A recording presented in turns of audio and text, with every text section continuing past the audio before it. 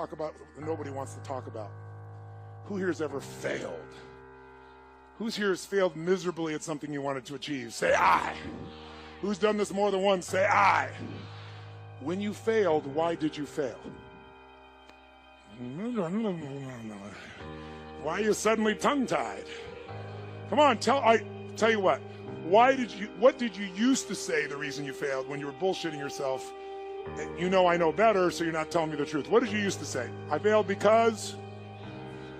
Okay, good. I didn't have enough money. What else? Didn't have the right technology. Good, sir. Why'd you fail? I had the wrong people. They say I had the wrong leader. Isn't that interesting? It was the economy. Bad economy.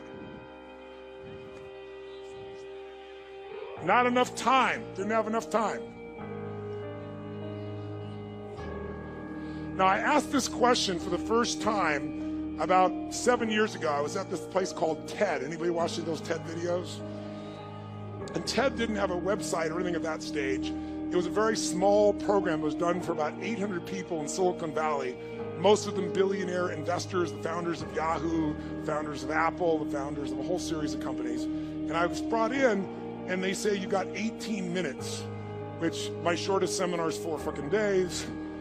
So I'm like, you gotta be kidding me. And then before they introduced me, the guy who was introducing me wasn't the guy who invited me. He was an English guy. We're good friends today. But back then he didn't know who I was. He thought I was a motivator. So he got up and he said, first thing he said to me before I went out there, he goes, nice to meet you. Don't have people do that jumping shit I heard you do. So he wants me to take these dead people and leave them dead in this dark room sitting. And I watched before I got up to speak, and there was a woman who was a genius, and she was teaching string theory, which is one of the most complex things on earth. And they gave her 18 minutes, and people were shuffling their feet. And at the end, they didn't even clap for her. They were assholes. They all thought their shit didn't stink. These are all the achievers of the world. So I walk out there, and the introduction he gives me is Tony Robbins is like a motivator, and he's helped a lot of sports people, so maybe you can, create some energy here. He had a very publicized divorce a few years ago. I couldn't fucking believe it. He really did say that. If you watch the TED video, he cut that out because he's embarrassed. So I got up afterwards and I said, God, it's a privilege to be here. I said, I didn't know that my divorce is very publicized, but my ex-wife is very happy. She has tens of millions of dollars, but I didn't come about that. I came to serve you. And then I was trying to figure out how to engage this room, so I asked them a question I just asked you. I said, who here has ever failed? And no one raised their hand in the whole fucking room. So I paused and I said, I know you're out there. I can hear your hearts beating. Who here has ever failed? And I demanded an answer, and then a few people raised their hand. I said, who here has ever failed? And now all of them started complaining. So I said, great. When you failed, why did you fail? And they said all the things you said. Didn't have enough time, didn't have the right technology, didn't have the money, didn't have the contacts, had the wrong people. The people said we had the wrong leader, right? And then this voice in the darkness, the whole room was pitch black, says, I didn't have enough Supreme Court justices. And I looked down, and it's Vice President Al Gore, who you probably don't know much about American politics, but he and Bush Jr., they tied, basically, and had to go to our Supreme Court to decide who's going to be it, and he lost. And when he said that, we were in Northern California, which is all Democrats, would have been supporters of his. They all stood up and gave him a standing ovation when he said this. And when they stopped the standing ovation, I said, that's one way to try to explain why you didn't become president of the United States. But I wouldn't say it's an accurate one. And there was this pause, like, what the fuck is he about to say? And I said, because let's just do this logically. Everything you people have told me, I didn't have the technology, I didn't have the right contacts, I didn't have the time, I didn't have money. Everything you've told me, I didn't have enough Supreme Court justices. Those are resources. And so you're telling me I failed because I didn't have the resources. And I'm here to tell you what you already know. Resources are never the problem. It's a lack of resourcefulness is why you failed. Because the ultimate resources are emotional states. If you're creative enough, can you find the answer? Yes or no? If you're determined enough, can you find the breakthrough? Yes or no? If you're passionate, loving enough, can you get someone to help you? Yes or no? If there's no way that you're committed, can you find the money even if you don't have it? Yes or no? So I said creativity, decisiveness, passion, honesty, sincerity, love. These are the ultimate human resources. And when you engage these resources, you can get any other resource on earth. And I said, so you told me all the resources you're missing, and you hypnotize yourself into believing that you don't have what you want because you don't have the resources, when the most successful people in history had no resources, but they were incredibly resourceful, so they got the resources. Resourcefulness is the ultimate resource. And if you don't have what you want, stop telling yourself the story because you don't have the money, you don't have the time. That's bullshit. It's because you haven't committed yourself where you would burn your boats. If you want to take the fucking island, burn your fucking boats, and you will take the island, because people, when they're going to either die or succeed, tend to succeed. But most of us give ourselves a way out, and that's why we don't have what we want. So if you and I really want to know what's going to take to get your dream and make it real, it's to stop all the things you told yourself that aren't. And I'm here to tell you what I said at the top of our discussion. 80% of success is psychology and 20% is mechanics. That's true of running your business. That's true of your intimate relationship. That's true of your body. That's true in your level of happiness. So you got to know the 20% because that gives you the edge, right? Those strategies. But you got to know the psychology. If you're in business right now, there's a few things. The chokehold, since, again, how many own a business? So I'm real clear. Really do own a business. You're not thinking about it, you own one. Raise your hand so I can see. Shit, most of you, I'm impressed. So if you own your business, I'll tell you right now, the chokehold on the growth of your business is you. It is not your people. It is the leader of this organization. The leader is the chokehold. And the chokehold comes in one of two forms. Your psychology. You think you've tried everything. You've tried everything but what fucking works. Who knows what I'm talking about here, right? Or it's a skill that you're missing. Like you really are incredible at writing code, but you don't know shit about accounting and finance, and it's eating your business alive. Because I gotta tell you, 96% of all businesses in a 10-year period of time go under. Only 4% make it. By the way, make it doesn't mean that you succeed and have any money. It just means you're still standing. 4%. And by the way, after 10 years, you're set, right? There's no more challenges. Ever heard of a company called Lehman Brothers? Right? 100-year-old company. If you took their gross revenues and added them up, it'd be $1 trillion over the decades. $1 trillion with a T, and they're no longer here. That's how competitive the world is today. So if you got in a business and you're in it right now, I love you, I respect you as a brother or sister, and I know you're a crazy son of a bitch just like me. You have to be. Who gets in a sport where the longer you play, the more likely you die? You're a gladiator if you're in business. A gladiator goes out there and they know every time I go out I can die, and the longer I stay in the game, the more likely I die, but every day they go out to win. That takes an incredible psychology. But in that psychology, we bump onto limits, and that's what you got to shift. And if your psychology is solid, then you got to say, where are the skills I'm missing? Because that's equally important. If you don't know how to market in the world we're in today, if you don't know the cutting edge of marketing, I'm only here today. I have the privilege to be with you here. How many of you are in this room because you listened to an audio, you read a book, or a friend? Let me separate. How many are here because you read an audio, read a book, or listened to an audio, and that created the basis for you to want to be here? How many are here because somebody told you, you got to go see this guy? Let me see your hands. You saw that. Let me see your hands nice and high so you can look around the room. So about 85% of the room. I created a brand, and that's why I have the privilege to serve you. But that brand came because I realized early in my career, I get the best ideas in the world, but they're going to die on my lips unless I can market them, unless I can build a brand. It is the most important thing today because the world is made up of commodities. The world is so competitive. If you're a commodity, if you're a race for the lowest price, you will be out of business within 10 years, probably more like 2 to 5. You have to have something that separates you from everybody else on earth, and until you find out that something, you will be stressed and you will be struggling. But everybody has it, or anybody can create it. That's my expertise. My companies, I started with 0. We do more than 5 billion with a B per year, my companies, combined.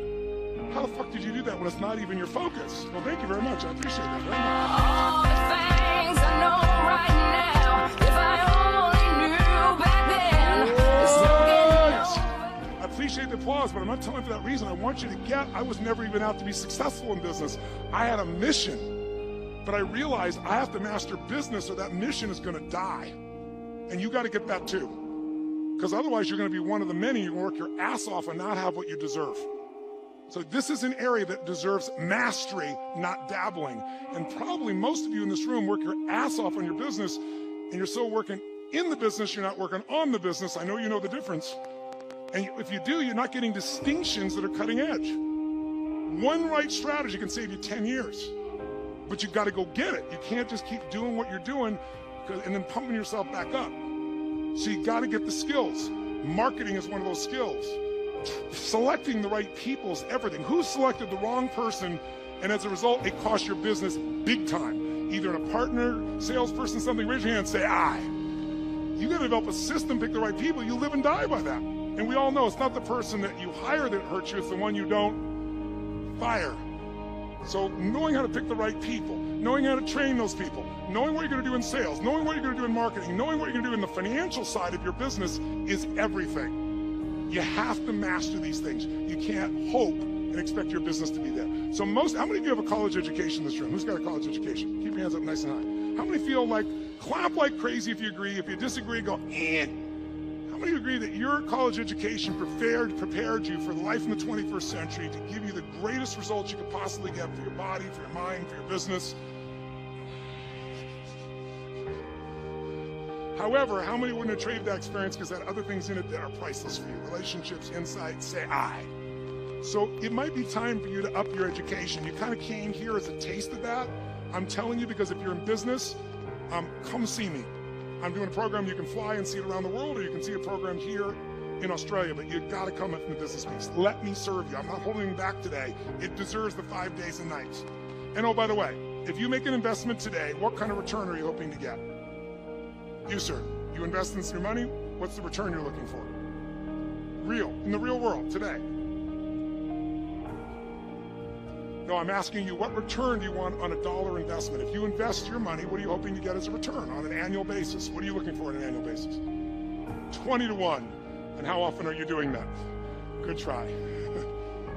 How many of you would love to get a 20% return? Think that would be extraordinary investment? Say I. If you want to come to an event with me, it's $10,000. That means a $2,000 return. If I can't get you $1 million return, you shouldn't come. If I can't get you immediately in the next year a 130% return, you don't pay anything. I'm not selling you. I'm telling you, don't let this be the end. Let it be the beginning. Who's with me on this? Say I. Having said that, if I never see you again, let me give you fundamentally the structure and how to break through on anything. And here's what it is briefly. Breakthrough. What is a breakthrough, by the way, so we're clear? If you say you're having a breakthrough, who's never had a breakthrough? You fought, and then you had a breakthrough. Who's had this happen before? Say I. A breakthrough is when there's something you struggle with for a long time. You say you're going to change. You say you're going to make it happen. You're going to lose that weight. You're going to grow your revenues. You're going to make that profit. You're going to make something happen. You're going to find that relationship. You're going to stop smoking, and you get right near the edge, and then you pull back. Who's done this multiple times before, but then finally had a breakthrough? You broke through and actually changed it. Say I. So jot down what a breakthrough is, and let me give you the 3 steps of it. A breakthrough is a moment in time. That's what it is. It's a moment in time. It's a moment where suddenly what was impossible becomes possible. And what makes it possible is you take immediate, massive what? Immediate, massive what? Action. For that to happen, for the impossible to become possible, and for you to have action that's going to get results, really, I found over the years, any kind of breakthrough that you're going to have requires 3 things to it. And if you never see me again, and you're ever in a place where you say, I'm sick of fighting this, I'm sick of not getting results I want, I don't want to just learn more, I want to break through. If you remember this and go back to the simple formula, and by the way, I've made this simple purposely. You know why? Complexity is the enemy of execution. The more complex you make it, the less likely you're going to execute. I'm so good at getting people to do things because I make it so damn simple you can't miss it.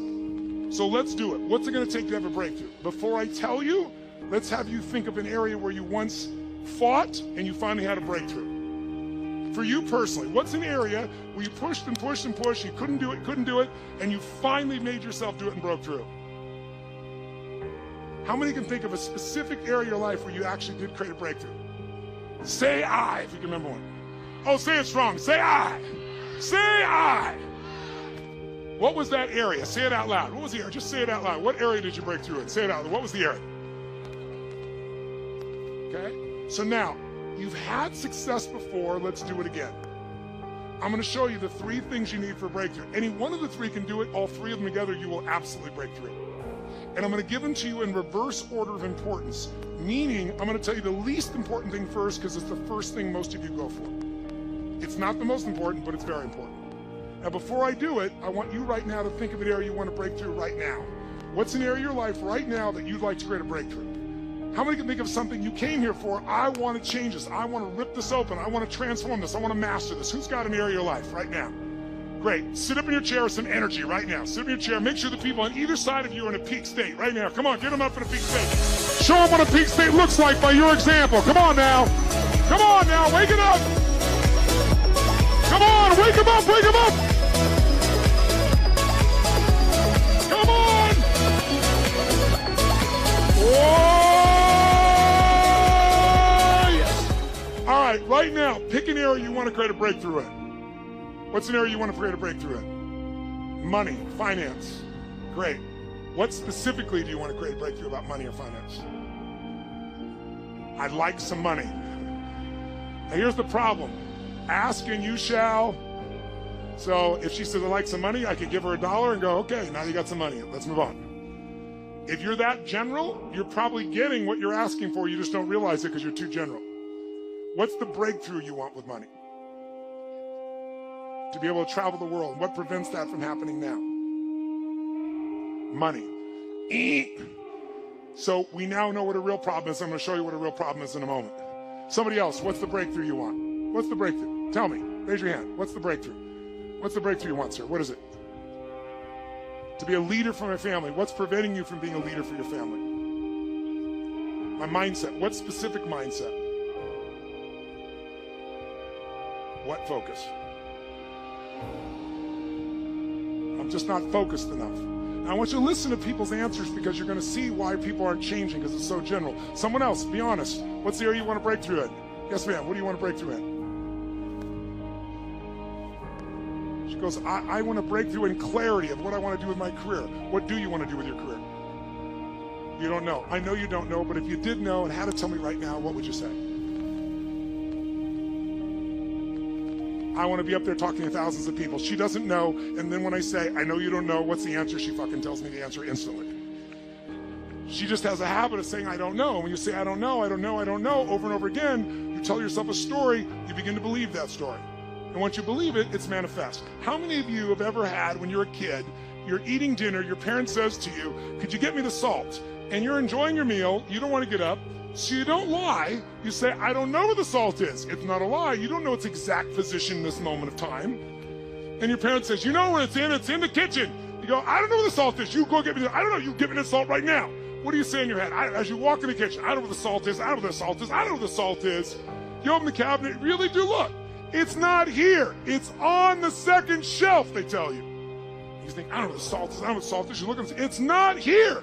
They come storming the kitchen, they reach right in front of your face, and they go, what is this? Who's ever had one of these experiences? Say, I. Now here's my question. Did your eyes see the salt? Yes or no?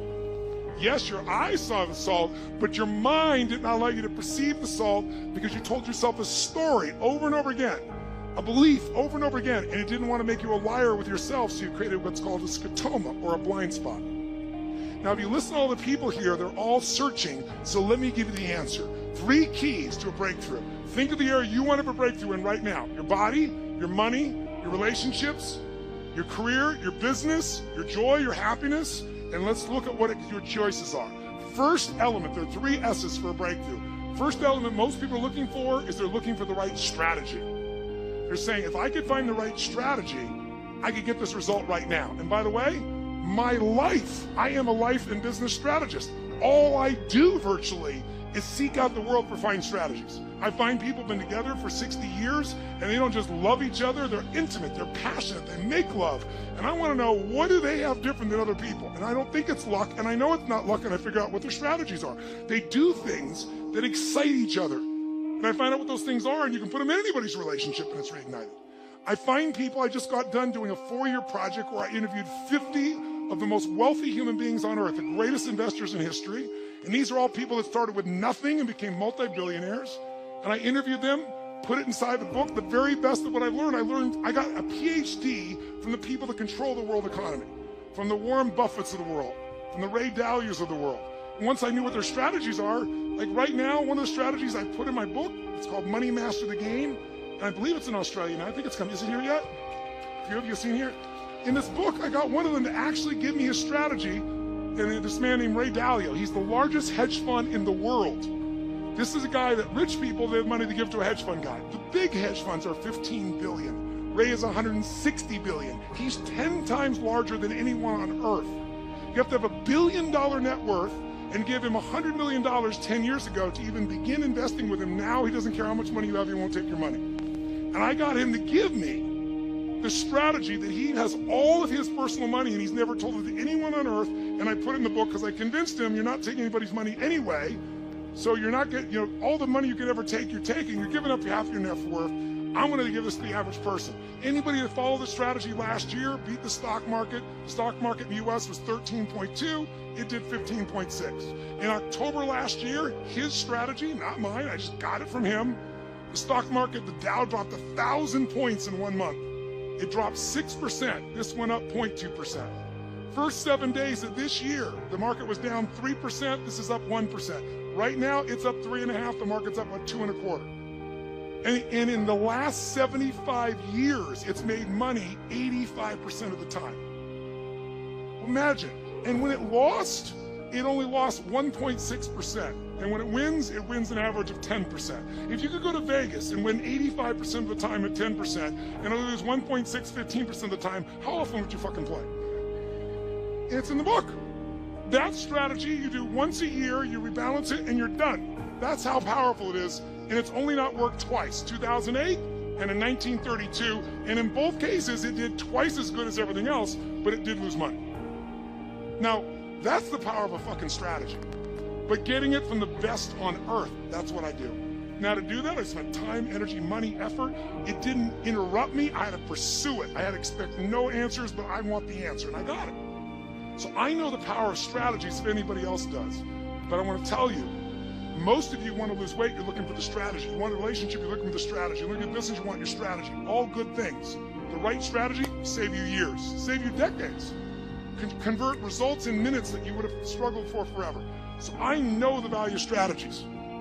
But with all that I just said about strategies, they're not the most important piece to a breakthrough. Because think about it, 70% of the United States is overweight. I don't know the current number in Australia, but it's starting to catch up to the U.S. Most of the world is catching up to the U.S. We've polluted everybody else with the same lifestyle. And so guess what? Is it really that hard to be fit and strong? Is it so complex that you'll never understand it? Is that why? Is the strategy complex for fit and strength? To be fit and strong, yes or no? Is it like so unique and special that only the 1% can afford it? No. In fact, don't you have to work your ass off to avoid the information that can make you fit and strong? In fact, today, God forbid, if you wanted to go work out and be trained, how far would I have to leave this building to get to a place where they would train me? How far? There's one right over there, isn't there? And we'd probably drive there. God forbid we'd actually walk to the place we're going to work out and shit, right? And oh, by the way, you don't have to do that. Now you can take out your phone or your iPad right now and download 10 books. We're living in a world where the strategies are all around you. So strategy may be your problem. Often it is, but more often you're missing the number 2 thing you need. And that is the right story. Because the story you have about your life, about your business, about the area of your life that's not where you want, the area you're breaking through, your story is what's making you be stuck. What's a story? It's a belief that you tell yourself over and over again, like, I don't know what the salt is, I don't know what the salt is. You tell the story so often you believe it. A man once said, you tell a lie big enough, loud enough, and long enough, sooner or later people will believe you. Who said that? Hitler. And most of us are Hitler in our own minds. We convince ourselves of challenges. So when a person says, well, you know, I've tried, someone who hasn't lost weight, they'll say, I've tried. Come on, what do they say? I tried everything. Bullshit. If you tried everything, you'd be fit and strong. Well, I've tried thousands of ways. Thousands? Name them. Well, I've tried hundreds. Name them. Well, I've tried dozens. Name them. Well, I did do these 2 stupid things that don't work over and over again. Mine was, I'm big boned. I am big boned, but I was 38 pounds heavier with the same bones. So we often say things that are true to back things up. They are true, you're big bone, but that is not why you're fat, right? So the story keeps us from it. If you don't have the relationship you want, what's the story? All the good ones are gone, and they're gay and I'm not, or they're not gay and I am. That's the story. The story is there. In fact, write this down. The only thing keeping you from getting what you want, the only thing keeping you from getting what you want is the story you keep telling yourself about why you don't have it. The only thing keeping you from getting what you really want is the story you keep telling yourself about why you don't have it yet. Here's what I say. Divorce your story and marry the truth. Divorce your story and marry the truth. And don't make it one of those divorces where you revisit with your old past belief system again. Divorce it, cut it off, and marry the truth. The truth will set you what? But you got to develop the empowering story, because without that, now some of you think an empowering story is the one that allows you to keep going at what doesn't work. I'm not talking about a story where you cover your ass and explain that you're still going to achieve what you want someday in the future, because no one can argue with that because the future's not here, but really you're not doing anything to change significant. Who knows what I'm talking about here? Say I. So you've got to find a story that's going to empower you to act. A story that's going to get you to find the breakthrough, because otherwise, with a lousy story, you'll never find the strategy, or you'll come up with a reason why it's too expensive, you can't get there, you can't access it, or you'll even get the strategy and then half-assed apply it just so you can reward your story that says it doesn't work because I tried it. Like, it's all bullshit, it's bullshit, it's bullshit, it's bullshit. Jumping and doing something different in your head. Of course it's not going to work, you're not doing it. It's self-fulfilling. How many follow this? Say I. So I want you to get, this is the secret. And by the way, I don't want to make it so strategy doesn't matter, because it does. Let me give you a quick example. Is there a single guy here? Raise your hand if you're a single guy. Let me just see a quick example. Single guys here. And if you're a single guy, raise your hand. I've got so many good examples here. All right, single guys, single guys. Okay, so how about this gentleman right here? Stand up, sir. Give him a hand. Give him a hand, ladies and gentlemen. Come on, give it up in an Aussie hand. All right. What's your name? What is it? Jesse. Jesse, I'm going to get your microphone. Jesse, I bet you're going to get this, because Jesse's, he's a good kid. You can feel him. So I think you're going to get the answer. So it'd probably be anticlimactic, but let me just ask you. Jesse, I want you to imagine that you're driving in your car with a girl you're dating. And as you're driving, she says to you, Jesse, do you need to stop to pee? And you know you don't. What do you say? I don't need to pee. What a weird thing to ask. I don't need to pee. Now, ladies, how do you feel when you ask the guy, do you need to pee? Do you need to stop to get a drink? And he just goes, no. Ladies, make a sound of how that makes you feel. Make a sound. Go. Oh, come on. Make it loud so he hears it. Go. One more time. Do I need to ask if she needs to pee? So. It's a quick study. Here's what you're missing. This is why you're single. When a woman asks, do you need to stop for a drink, do you need to pee? Women don't really mean what they say. They give you clues and want you to be a detective and uncover what they mean, because this proves that you really care. It's quite complex, this shit, but I'm going to educate you right now. So when she says, do you need to stop to pee? Your response should never be no, because you don't have to pee, or yes, because you have to pee. Your response should always be, honey, do you need to pee? And then she'll say, I don't know, because women need to talk to see if they have to pee. They have to speak and then see if they have to do it. And then she'll probably pause. You go, you know, honey, I think we should stop. Don't make her say yes. You just make it happen. Now, ladies, if you did that, give him a little response. So is this man is this a good young man? Is he yes or no? Is he nice? Is he sweet? Is he kind? He just doesn't fucking know that women don't mean what they say. So he doesn't have the right strategy, so she's gonna be pissed at him. How many guys have ever had a woman suddenly be pissed at you and you're going, I did nothing? Gentlemen, make some noise. Make some noise if it's true. You don't have to do anything. They just get to change states. So what you have to do is read the tea leaves. Now, to be fair, let's give Jesse a big hand.